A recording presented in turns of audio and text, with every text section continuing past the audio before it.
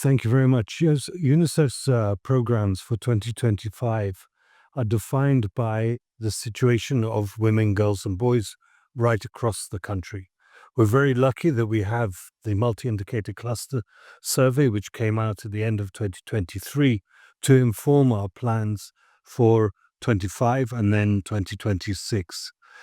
What is significant about the survey results is the condition of girls and boys is more or less stabilizing. Mortality is step by step going down. However, the shocks that take place in Yemen, climate change, floods, um, the cyclones, but most importantly, the interruption of humanitarian assistance, like the pause in the food distribution or problems around the pipeline for nutrition or anything else. These shocks create a fragility amongst the girls and boys. So what UNICEF is trying to do in 2025 is try and address some of the underlying problems. Nutrition, stunting. Stunting is a big problem. Across the country is 48%. Here in Aden, it's 28%. This is abnormally very, very high. And we need to address stunting in a way that allows us to shift the burden off the children and give the children the best objectives in life.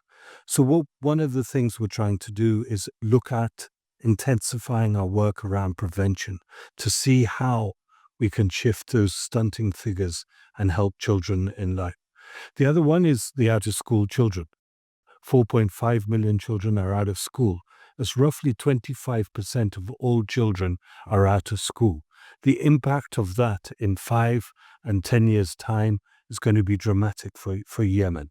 So we're trying to address some of those, see how we can get children into informal education, how we can ensure that literacy and numeracy learning is part and parcel of everyday life for the children, wherever they are, so that formal education can become an automated part, transition for girls from primary to secondary education, the quality of education, ensuring that female teachers, ensuring that teachers have, in one way or another, an income to be able to continue to be able to teach on a regular basis.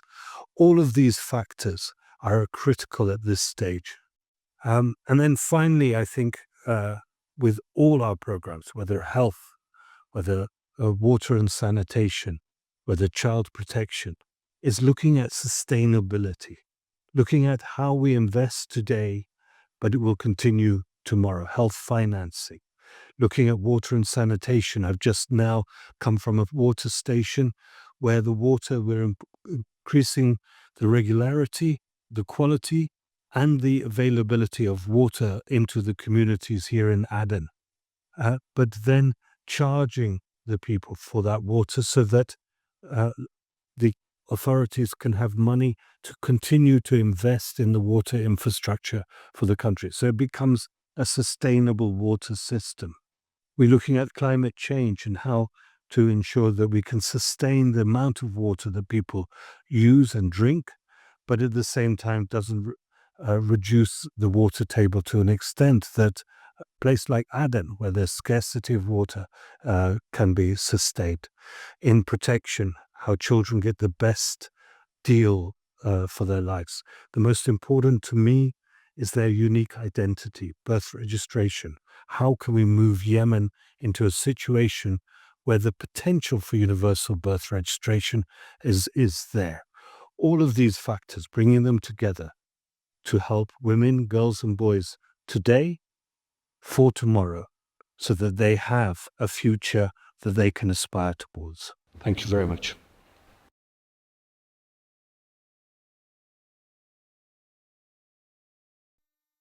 The economic situation across Yemen is very, very precarious and will inevitably affect the way we can deliver. The liquidity problem and the banking issues are dramatic.